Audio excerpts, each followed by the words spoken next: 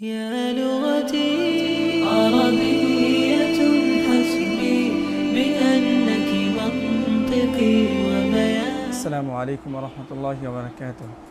الحمد لله رب العالمين والصلاة والسلام على سيد المرسلين. قصص النبيين দর্সে সকলকে স্বাগতম। আজকে আমাদের 13তম দর্স। আজকে আমরা 4th নম্বর ফসল অর্থাৎ আহসানুল কসসের 4 নম্বর ফসল থেকে ইনশাআল্লাহ শুরু করব। তো আমরা ইনশাআল্লাহ স্ক্রিন থেকে শুরু করছি। বিসমিল্লাহির রহমানির রহিম। রব্বি জিদনি ইলমা, রব্বি জিদনি ইলমা, রব্বি জিদনি ইলমা, রব্বি ইয়াসসির ওয়া লা তুআসসির ওয়া তাম্মিম আলাইনা বিল খায়র, রব্বি ইশরাহ লি সাদরি ওয়া ইয়াসসির লি আমরি ওয়াহলুল উকদাতাম মিন লিসানি ইয়াফকাহু কওলি। ইলাল গাবাতি 4th নম্বর ফসলের 4th ফসলের শিরোনাম হলো ইলাল গাবাতি, অর্থাৎ বনের দিকে যাত্রা। গাবাতুন শব্দের অর্থ হচ্ছে বন এবং এর বহুবচন হচ্ছে গাবাতুন। ওয়াফারিহাল ইখওয়াতু কাসীরান লাম্মা আযিনা ইয়াকুবু লিইউসুফা। যখন ইয়াকুব আলাইহিস সালাম ইউসুফ আলাইহিস সালামকে যাওয়ার অনুমতি দিলেন তখন ভাইয়েরা খুবই খুশি হলেন। ওয়াযহাবু ইলা গাবাতিন وألقوا يوسف في بئر في الغابة ولم يرحموا يوسف الصغير ولم يرحموا يعقوب الشيخ الكبير। তারা একটি বনে গেল।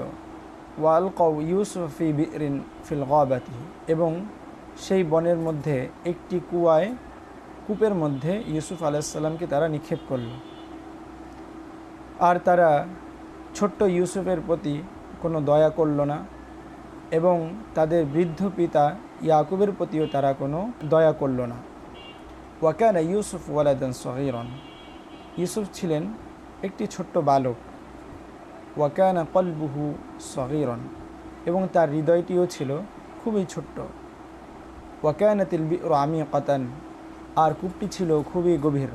আমিকাতুন এটা হচ্ছে গভীর, এর অর্থ হচ্ছে গভীর, এর বহুবচন হচ্ছে অমকুন। ওয়াকানাতিল বি'রু মুযলিমাতান, কূপটি ছিল খুবই অন্ধকার। ওয়াকানা ইউসুফ ওয়াহিদান, আর ইউসুফ ছিল সম্পূর্ণ একাকী। ওয়ালাকিন্নাল্লাহ বাশশারা ইউসুফ ওয়া ক্বালা লাহু, কিন্তু আল্লাহ তাআলা ইউসুফ আলাইহিস সালামকে সুসংবাদ দিলেন এবং বললেন, লা তাহজান ওয়ালা তাখফ, তুমি দুঃখ করো না, ওয়ালা তাখফ, এবং ভয়ও পেও না। ইন্নাল্লাহ মাআকা, নিশ্চয়ই আল্লাহ তোমার সাথে রয়েছেন। ওয়া সায়াকুনু লাকা শা'নুন, এবং অচিরেই তোমার জন্য মর্যাদা হবে বা তোমার ভবিষ্যৎ খুবই উজ্জ্বল হবে। সায়াহদুরু ইলাইকাল ইখওয়াতু ওয়া তুখবিরুহুম বিমা ফাআলু, হাদরা ইয়াহদুরু হুদুরান, অর্থ হচ্ছে উপস্থিত হওয়া।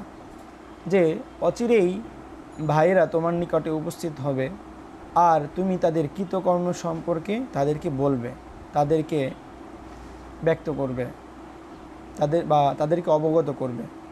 এটাও বলা যায় যে ওয়াতুখবিরুহুম বিমা ফাআলু, তাদের কৃতকর্ম সম্পর্কে তুমি তাদেরকে অবগত করবে।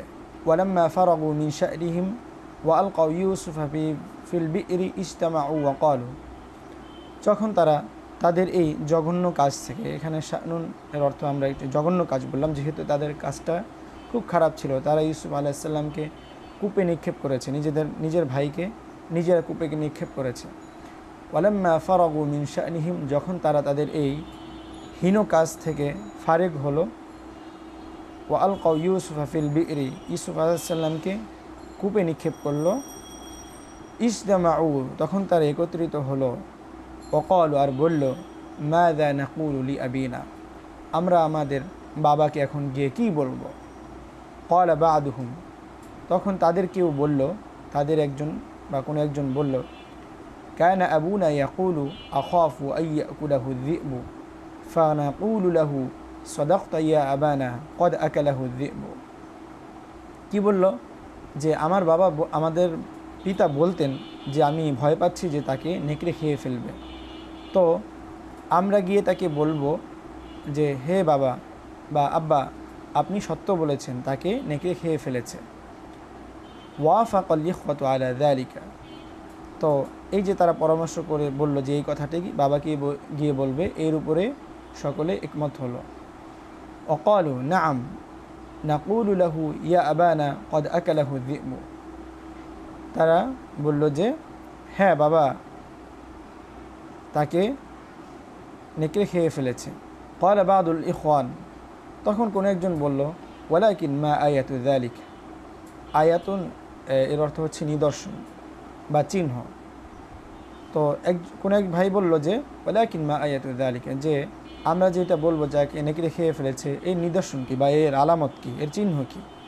ক্বালু, তারা বলল আয়াতু যালিকা আদ্দামু, যে সেটা নিদর্শন হচ্ছে রক্ত। তো রক্ত দেখলেই বুঝবে যে বাবা বুঝবে যে সে তাকে নেকড়ে খেয়ে ফেলেছে।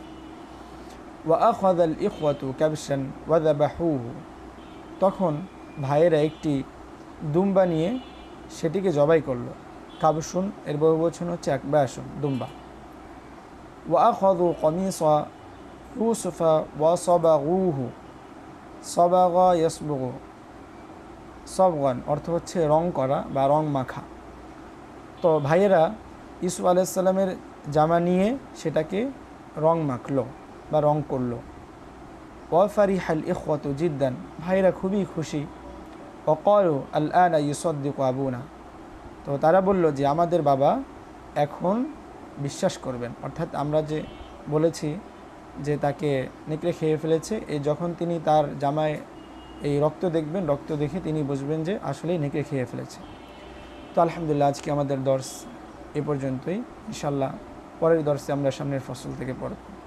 আল্লাহ তাআলা আমাদের প্রচেষ্টাকে কবুল করুন এবং আমাদের জন্য আরবি ভাষা শেখাকে সহজ করে দেন। আসসালামু আলাইকুম ওয়া রাহমাতুল্লাহি ওয়া বারাকাতুহু।